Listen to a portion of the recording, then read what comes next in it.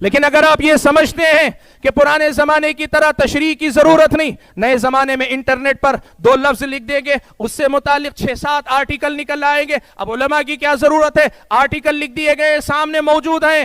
یاد رکھنا یہ نئے زمانے کے وسائل پرانے زمانے کی کتابوں سے زیادہ حیثیت نہیں رکھتے۔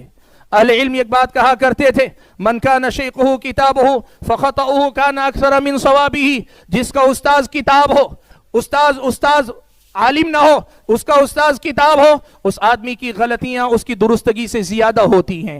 شیخ ابن باز رحمت اللہ علیہ نے کہا یہ کہنا شاید مبالغہ ہو جائے کہ اس کی غلطیاں اس کی درستگی سے زیادہ ہوتی ہیں، لیکن یہ کہنے میں کوئی حرج نہیں کہ جو آدمی کتابوں کو ہی اپنا استاد بنا لیتا ہے وہ غلطی سے محفوظ نہیں ہو سکتا۔ وہی بات ہم کہہ رہے ہیں کہ پرانے زمانے میں جو کتاب تھی، نئے زمانے میں سوشل میڈیا کی یہ سارے وسائل، یہ سہولتیں ہیں، لیکن یاد رکھنا یہ استاذ کی جگہ نہیں لے سکتے۔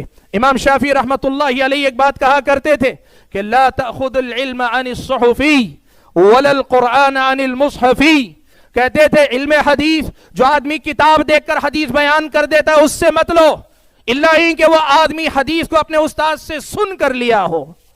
جو کتاب دیکھ کر لیتا اس سے علم نہ لو۔ ہاں اس کے بجائے وہ کہتے تھے قرآن بھی جو آدمی آپ کو سن کر پڑھ کر آپ کو پڑھاتا ہے اس سے پڑھو۔